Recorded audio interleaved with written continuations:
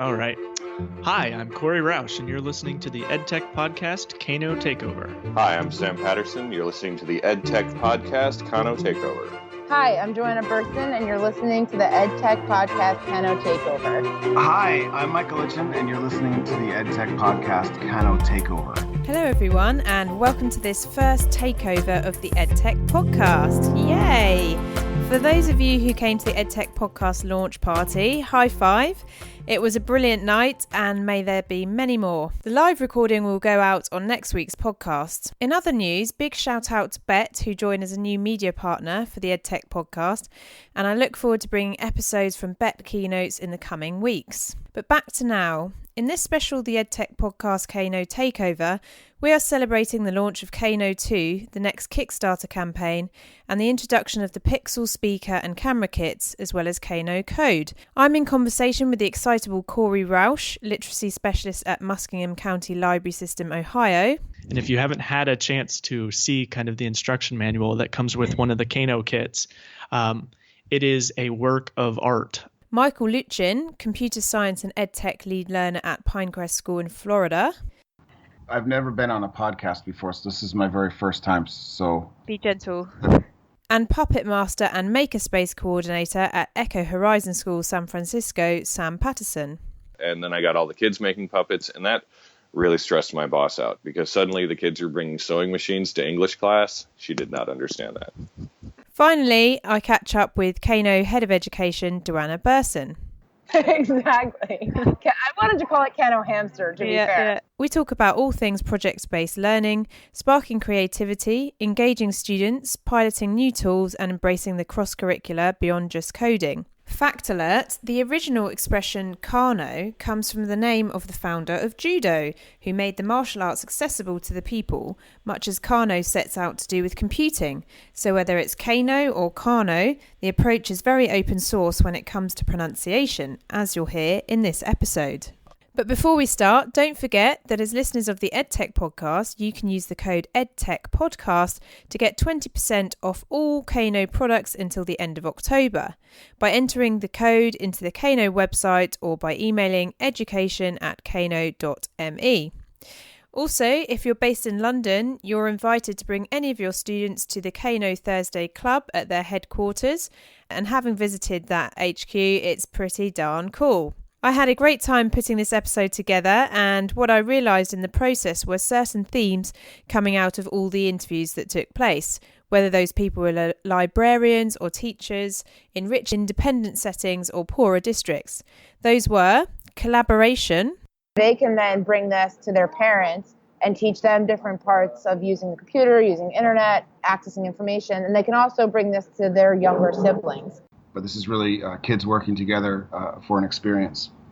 Okay, I need to figure out how to work together. Computer science is, really just a study of not only logic, but also a study of character, of working with your partner and making a plan or recognizing patterns or breaking things apart and putting things back together. A desire to create and not just consume. And one of my missions is to help foster a community of creators and not consumers. When we think of computer science, we sort of, think of quite a few things. But for me, I want the students just to be aware of some of the possibilities. It's an invention platform. You can code anything that you want that blends the digital and physical world. Likewise with computers, we want to get them behind the screen instead of just in front of it. Why coding activity is cross-curricular. Kids will enthusiastically respond to things they're actually interested in. Okay, we all understand and agree that technology is important, and now what is our place in that? And, for full transparency, I was an art major before all of this. My background is not necessarily code, and the way and how I get my students involved and engaged, sort of like applied computer science. The power of engaging students. Being able to give someone that sense of excitement while then engaging them to want to learn more. And character building. They can tell their friends, they can tell their teacher, they can tell their parents that they built a computer and they know what a computer's brain is. Like, I love giving students the ability to choose, and then holding them accountable to those choices. Employability, school readiness, things like that. That is a big thing when you're that age. When you're 8 years old, there aren't a lot of opportunities to say, I built this. It's about resiliency, and it's about mistakes aren't bad things. I'll also be adding a load of links to the main podcast host page and across social media this week. So sit back, enjoy listening to the KANO Takeover, and tweet any thoughts to @podcastedtech. To begin, here is KANO Head of Education, Joanna Bersin, to tell us about their main projects at the moment, including the Connect Home initiative.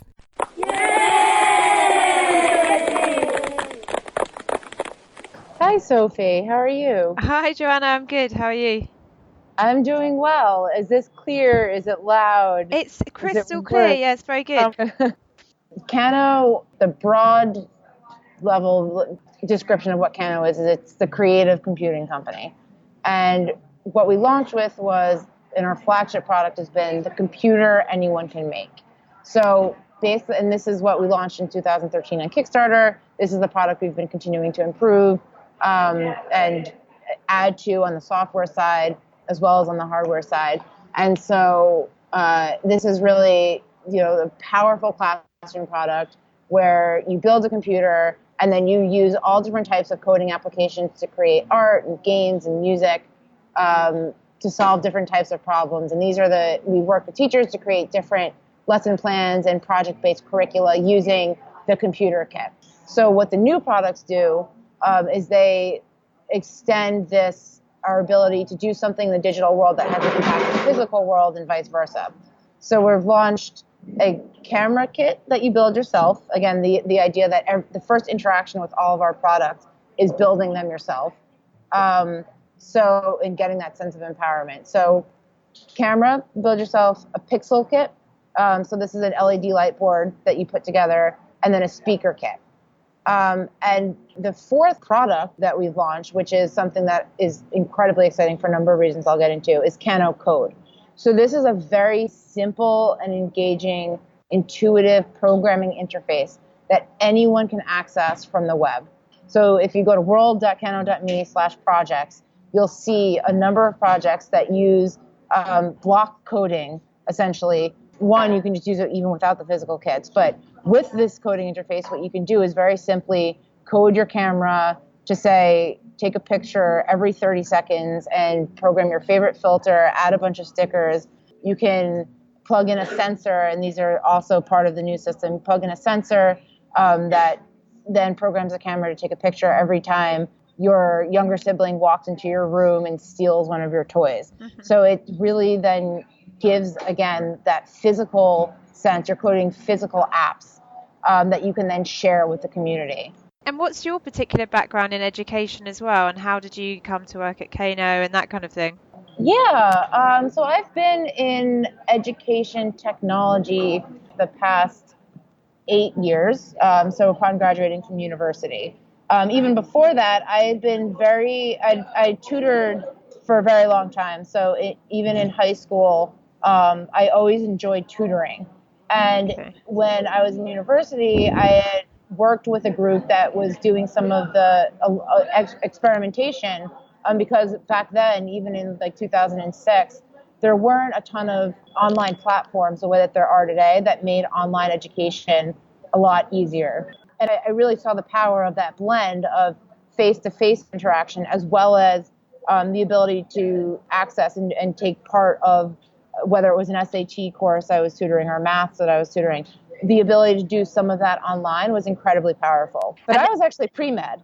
I hadn't planned to go into, I don't know what undergraduate degree would translate to EdTech. So then you went to Newton, and since then, obviously, you joined Kano as well. So what drew you there? So the things that engaged young people and got them excited about learning versus the things that might be more intimidating, like studying for a standardized test, led me to want to focus more on that. And I found Kano. I was an early fan from the first Kickstarter, and the care that the company pays to getting kids engaged. So from the design of the product, which we spend a lot of time thinking about and a lot of time testing, that entire ethos was something that I really loved.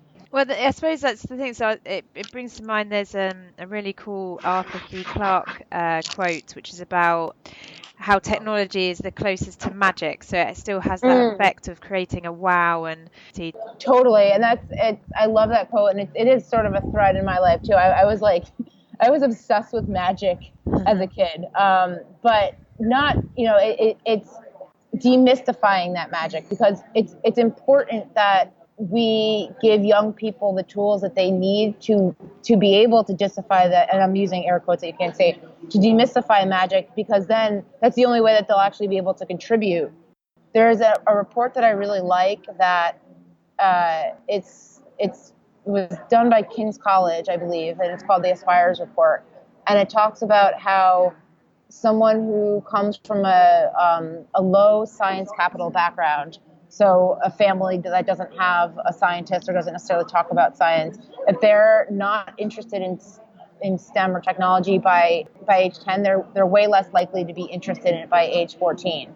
And so being able to give someone that sense of excitement while then engaging them to want to learn more and to say, well, what if, so sparking that curiosity and giving them even the framework for knowing how to ask the questions to get more information at such an early age is incredibly powerful. Well, it's really interesting. I was watching a presentation once, and I suppose it was all around the idea of growth mindset and that kind of thing. But it really struck me that, that kind of idea that a family turning to their son or daughter and sort of saying, oh no, our family aren't very good at maths, and then that becomes like a self-fulfilling thing. So, because it has gone before, it's sort of expected, and therefore sort of placed a restraint already on that person's mindset or aspirations in that particular area. Whereas I suppose it's trying to explode that notion of, whether something is or isn't predefined in terms of their success, and their right to develop further in that particular specialism. I couldn't agree more, and I love that you brought that up, because it is totally the ethos that we want to bring. Because, like you're saying, it is very much even using technology for adults, for engineers. It's about resiliency, and it's about mistakes aren't bad things, and being able to work through those problems, and then come out and feel like you owned it. And say, actually, this isn't something that's insurmountable. It's not something that I can't fix. I can tinker with it. And I have the ability to power up a computer to create what I want to create. It might not be perfect the first time.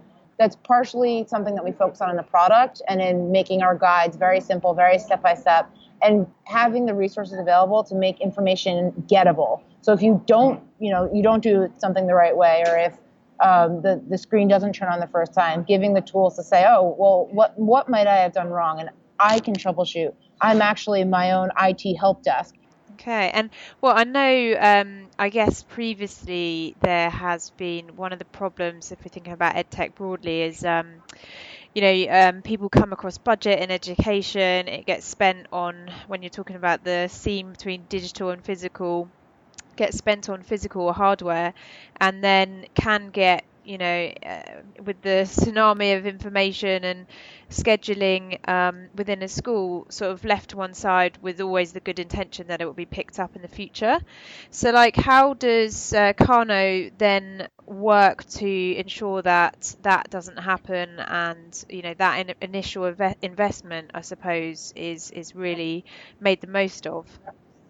Yeah, couldn't agree more that with all of the different focuses in a school and different pressures and, with timing, we really want to be able to provide as many simple resources as we can. So something that's very important for us is authenticity, is staying close to different things that are important for teachers to include in the school day already, instead of adding an extra element. So even, when we're thinking about how we help instructors communicate with one another, we could use Kano World, but we want to be where teachers are and where it's easy for them to be already. So this is something that we do by talking to all the teachers in our community, to talking to teachers who don't necessarily have the budget or the space to have Kano in their classrooms. This is part of the goal with the Canno Code, the software that we launched. Anyone can access Canno Code from any computer.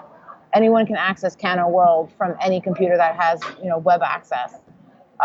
So we want to continue to be able to meet schools or teachers or programs where they are, to bring the creative computing of Kano to them in a way that works for them. I'll give another example of, because the hardware is very powerful, but if a teacher might only have, say a budget for 1 or 2 kits, we provide ideas and resources for how to use 1 or 2 kits. So one of the things and we actually take these ideas from teachers who are doing these things. So we had a teacher who started a show and tell program, Kano and Tell, where she would send 2 Kanos home with 2 children for 2 weeks. And then they would come back and show the class what they had done with their families on the Kano. That's like the equivalent of when you got sent home with the class hamster. Exactly. I wanted to call it Kano Hamster, to be fair. Yeah. So wait, that you also do that in the UK, because that was definitely something that we did in the US. Well, yeah, either I've watched like an episode of The Simpsons and thought it happened to us, or I'm sure it did happen to us. Yeah. Cool. And if I understand right, you, for the listeners of the EdTech podcast and also educators broadly, there's a discount to the end of October. Is that correct? Yes. So 20% off from now to the end of October, celebrating back to school. You're in the middle of a kind of roadshow across the States. Is that right? Yes. So it's a bit of a tour of a few different schools that we work with, working with them on their existing Kano programs and how they're planning to use some of the new products that we've just launched, in addition to visiting one of our big partners here, which is Connect Home initiative. Is that the initiative with the US government? Exactly. So we work with a few different types of partners when it comes to education. So I mentioned schools already. After school programs. So I met yesterday with Girls Who Code. They do after school programs and camps and have just a wonderful community that gives us great feedback on Kano. And then community partners. And a big community partner that we have here are actually a few partners working together on Connect Home. And Connect Home is an Obama administration initiative, mostly through the Department of Housing and Urban Development, to bring high-speed broadband to low-income communities across the United States. So the goal was to bring internet to at least 28 communities and about 300,000 people here in the U.S. Awesome. Cool. Okay. So one thing I was going to ask is, so you are based in London but travel a lot, I'm guessing? Yes. So in the next kind of month or couple of months, where can people find you? Are you attending any events, or, is there any other things coming up where people can connect with you in person as well? We have the EdTech Summit here in London as well on November 4th. Yeah. So a few London-based events before the end of the year. Then there's BET, again in January. That's also here in London, as you know. We're actually heading to a conference in Detroit in the end of October. One of the schools that we work with, I mentioned them, in Alpharetta, Georgia, follows the Expeditionary learning approach, which is project-based learning for real-world applications. So, for example, all second graders for a semester, their expedition is redesigning their playground. Anyway, they're having a wonderful conference at the end of October that we'll be attending. And then really conference season picks up in the U.S. in spring next year. So we'll be at ISTE, which is in San Antonio, I believe, next year. We'll be at South by Southwest EDU in March. Yep. So, we're really looking ahead into sort of next conference season as well. Awesome. You can also download and listen to each full episode covering gamification, the evolution of libraries, and recommended reads. Here's Sam Patterson to kick off. Echo Horizon is an independent school in Culver City, so just down the street from Sony Studios, and they're dedicated to progressive education, and we really work on student empowerment, having the kids do great work, face-to-face time with each kid. So your role specifically is as Makerspace Coordinator. So one thing that I love, so one of my favorite tweets of yours, documentation is the literacy filling in the Swiss roll that is Makerspace. Right. I love that. Yesterday we were teaching the kids about documentation. I was making a little film piece for the school. I came to Makerspace teaching through English. I call myself a recovering English teacher. I have a poetry degree. I taught middle school and high school English for 13 years. And in that time, I was also lucky enough to teach a little darkroom photography, some maths. So I've, been a little bit all over the board, which is the joy of working in an independent school. But in that time, I really got to see how kids will enthusiastically respond to things they're actually interested in.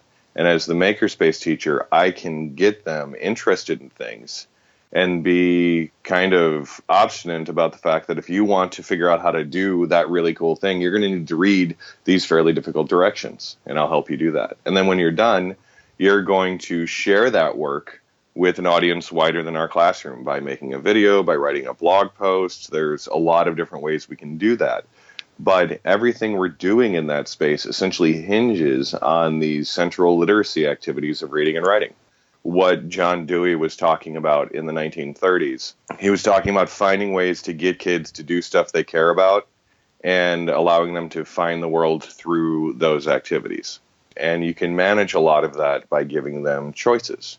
And the more tech that becomes available, the more opportunity teachers have to create choice. When we were working off of a mimeograph machine and you had to have everything run off 2 weeks ahead of time, it limited your ability to pivot towards a student interest in the classroom. But now that I'm teaching on iPads and laptops and web pages, if a student comes up with a great idea in the middle of the class, that can change that lesson, for that student or the whole class in that moment. So being adaptive as well. Being adaptive and responsive, definitely. So you mentioned iPads and so on, and obviously we're talking about Kano as well. What's been some of your experiences in how to inspire those students or get them engaged with the subject matter through some tools, whether that's kit or apps or other mechanisms as well? There's a lot of different tools out there, especially for Makerspace. It seems like there's more and more coming out every day. And some are like build a headband with LEDs on it, kit. I've got kids right now who are like, you mean we can work on Halloween costumes in here? So, there's all of that. But on the other end, you've got things like the Kano kit, where there's important initial work for the kids to do, the putting it together, that gets them kind of tuned into what the different parts do. But then once you get inside of Kano, there's a whole menu of choice about what the kids are learning. And when I've used Kano, mostly I've done it in an after-school class called Build Your Own Computer. And I run this actually with some of my youngest students. I intentionally undercut the lower-end age recommendation on Kano. And if they can read, I will build this computer with them. Anybody who could read and was interested in computers were willing to kind of put the time in to figure out what the screen said, because on the other side of that effort is their very own Minecraft machine, because it has Minecraft Pi Edition built into it. And when they tire of Minecraft, there's Python they can learn, and there's an art program they can do, and there's Sonic Pi that they can program in. And all of these things are available to them as a choice. So my essential philosophy is to get the kids doing things and making choices. Like, I love giving students the ability to choose and then holding them accountable to those choices so they can really understand the relationship between what they chose to do and what they got done. And that teaches them responsibility and resilience and all of the self-efficacy. And exactly. And the fact that what's amazing is the students go from thinking computers are complex and something that other people far away build to, I pretty much understand how a computer goes together, and I can put one together. And one of my missions is to help foster a community of creators and not consumers. And that's, part of that is coming at it from the background of somebody who's taught a lot of writing. I know that when kids can communicate with the world and tell their story, they're going to be in a position of greater power than they were otherwise. Likewise, with computers, we want to get them behind the screen instead of just in front of it. Next up, Michael Luetjen, Computer Science and EdTech Lead Learner at Pinecrest School in Florida. Pinecrest is a private school here in South Florida. We have 2 campuses, one in Boca Raton, which is pre-K through 8, and then the campus where I teach at is pre-K through 12. This is my second year at Pinecrest. This year, I've moved to the middle school, where I'm teaching 6th and 8th grade, also doing the Lego robotics coaching for lower and middle school, and then assisting with our teachers and faculty and staff. Pinecrest is absolutely at the forefront of curricular engagement with the technologies. So this is what we do. We work with our teachers' curriculum first. In other words, what unit are you working with? What concept are you giving them? And then work on ways to integrate the tech, or sometimes to not integrate the tech into their classroom. What's your relationship with Kano, and how have you used that particular kit to help deliver some of the lessons or the learnings that you want to achieve? I think I was one of the initial backers. Not initial, but when they first went out, I got myself a kit, and it was just completely like nothing I've ever seen before. So at my previous school, we had used Kano for a wheel type of class where the students went in and built the machine and then engaged in the activities. And because it was such a great way to just make the computer and then be exposed to broad concepts within the computer science diagram, we had my students working with Linux and Python and JavaScript and CoffeeScript, and it was just a really great, so well thought out and a great piece of equipment that I brought it to Pinecrest, where now it's become part of the middle school curriculum. I teach a wheel class, so I have a group of middle school students, and what we do is we go through the entire Kano process of the build and then work through these introductory concepts for the students. Oftentimes, when we think of computer science, we sort of, think of quite a few things. But for me, I want the students just to be aware of some of the possibilities. So as I said, we go through the Linux commands. We do a little bit of coding in CoffeeScript, which gives them the basis for JavaScript. We get to talk about components of the machine itself, and then just really explore the possibilities and have such a great time. The build process is always collaborative, where the students are working together to create this device.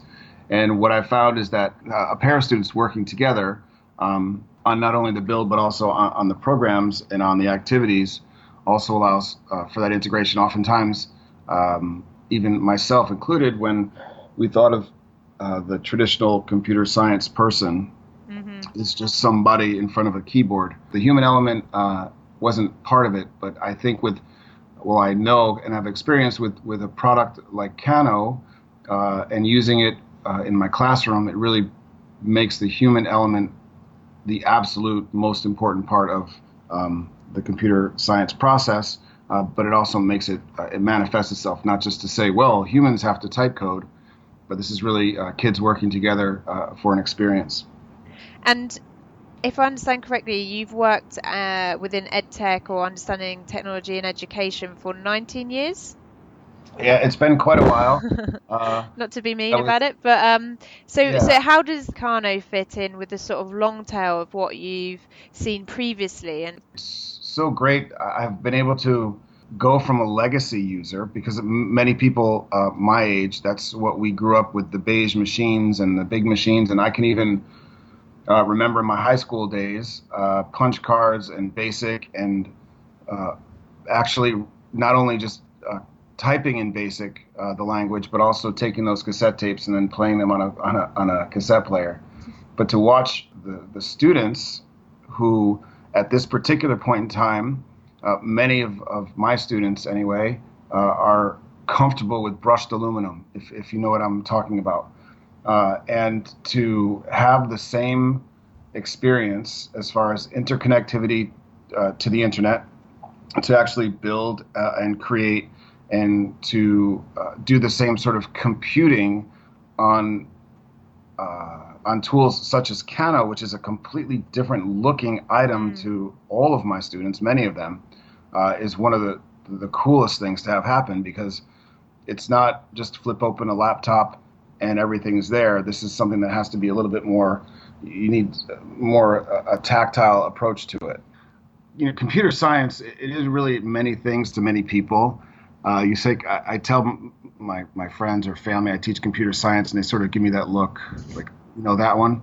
Yeah, And here, this is what I help not only do I want to, experience computer science and give my students tools, but I want them to begin the process not at a deficit. So if you think about something like biology, most people say, well, that's the study of life, and chemistry is the study of how things sort of work together, and then we say computer science. Computer science, geology is the study of rocks, to be kind of basic, but computer science is still a science, but it's not the science of computers. And yes, there's thousands of languages and all sorts of wonderful prototypes and microprocessors happening all over the place at just such a massive rate. But computer science, really simply, in order to get a new user or even an older experienced user on the same playing field, computer science really is simply just the study of logic. And that's how I approach my classes. That's how I let people into my process of learning. It's kind of like people can sit back and like, oh, okay, logic, yes and no, on and off. And then it builds from there. I mean, the logic that happens with a 1 and a 0 and the items that are built and we see all around us are massive, and it takes an incredible amount of commitment and passion and understanding of languages.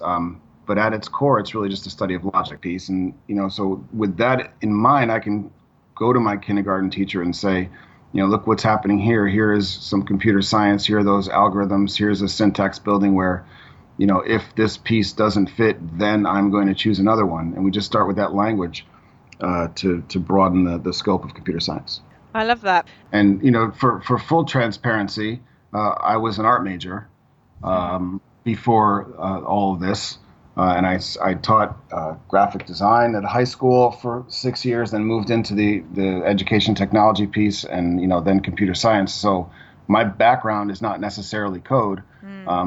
We use kits like Kano to understand some of the basic procedures and the basic languages and some of the key terms and foundations, so that when the students are moving up in grades and they get into high school and they want to say, maybe I can take that AP Comp Sci Principles course because I kind of understand things and I've had success with computer science, rather than, here's 4,000 lines of code. Now, is every student necessarily going to grow up and be a computer scientist or a programmer or a software engineer?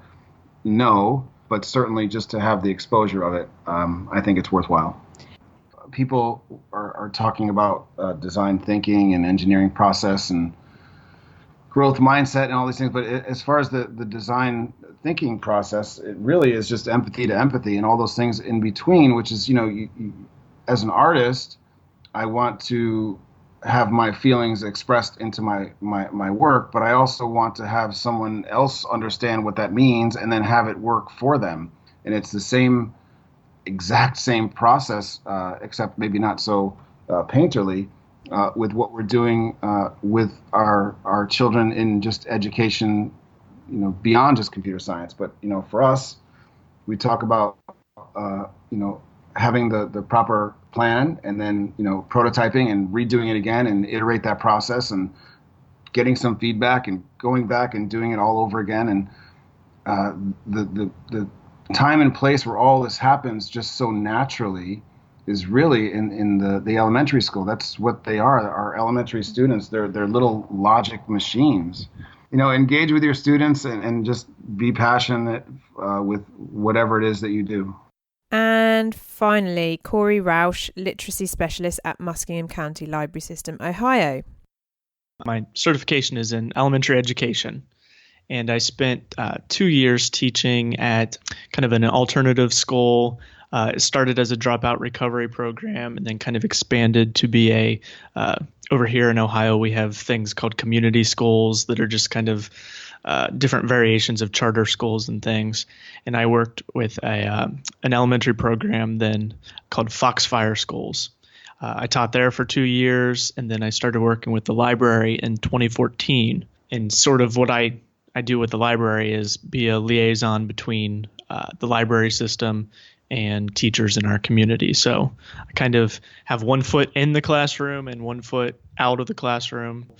When I was growing up, the public library was very much a place where it was almost like a free bookstore. Yeah. And then in recent years, libraries have really had to struggle with the fact that access to books is that's not the hurdle anymore. And so libraries are really trying to figure out, okay, then what is our role? What can we provide? And certainly that's been one of the things that I've been pretty involved in a society where we're very much focused on, standardized testing and reaching benchmark scores and being at grade level, things like that. I really do find that the most beneficial learning, the most beneficial knowledge is the kind that you seek out for yourself. And when you have a reason to learn, when you have a goal in mind, and the learning is just kind of the steps on the way to the goal, that's the kind of stuff that sticks with you for life. Last fall, in kind of preparing for 2016, I was trying to find some different resources and things for programming. And basically I attended South by Southwest, the education portion back in March, and just kind of by happenstance ran into some people from Kano, and we got talking about Kano. And we had already received our Kano kits by the time in March. The thing that I was the most impressed with and still am is just the instruction manual. And if you haven't had a chance to see kind of the instruction manual that comes with one of the Kano kits, it is a work of art. And quite frankly, from my background in education, also just a perfect instructional guide. It's exactly what the students need. It's exactly what draws them in and engages them. It's very creative and colorful, and the artwork is great, but it just gives you just enough information to say, all right, I know how to proceed. But in education, sometimes it's the details that count. I trusted that it would give the kids the guidance that they needed, and then be able to move on from there. Once we had the kits in hand, and once I had talked to Kano at South by Southwest, I knew that I didn't want to just have a workshop where a bunch of kids sat around and we opened up the box and took out all the pieces, put them together, and then said, all right, goodbye. I really wanted kind of the focus to be on the significance of being able to build a computer right there that morning out of a box with no real prior experience needed. It didn't happen this way by some grand scheme, but kind of the figurehead for the workshop definitely became Ada Lovelace. And I guess she just kind of embodied that spirit of, she was discovering uncharted territory, and certainly had her own reasons why uncharted territory was a significant thing at that time. But what I really wanted that workshop to be focused on was, why do we have computers? Why do we need computers? What do computers allow us to do? And kind of charting the course of computers and programming over time. We showed kind of a quick little PowerPoint at the beginning where I really delighted in this part because, there are just so many comical pictures of computers throughout time. Yeah. The thinking machine, the analytical engine already kind of looks, of all the pictures of computers over time, it looks kind of the least funny. But certainly there were some things during, the Cold War and during World War II where, these computers filled up entire rooms one of the pictures that I showed, I liked telling kids that at the time it was billed as the first portable computer. You were supposed to be able to take this anywhere you wanted. And it was probably the size of, an industrial sized coffee machine. I could already see the gears in their head kind of turning and thinking, well, wait a second. Like, I know what my mom and dad's computer looks like, and I know what my teacher uses at school.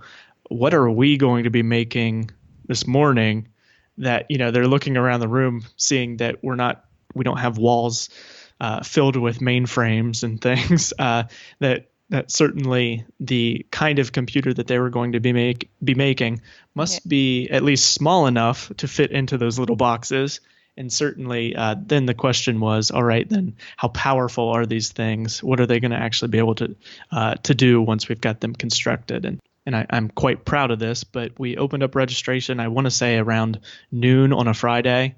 And by 2 or 3 o'clock, we had filled all the available slots that we had. I didn't want to have 5 or 6 kids gathered around one Kano kit, that I wanted it to kind of be more of an intimate experience, 1 or 2 kids kind of partnered together to put something together. For our library system, it was a very unique experience.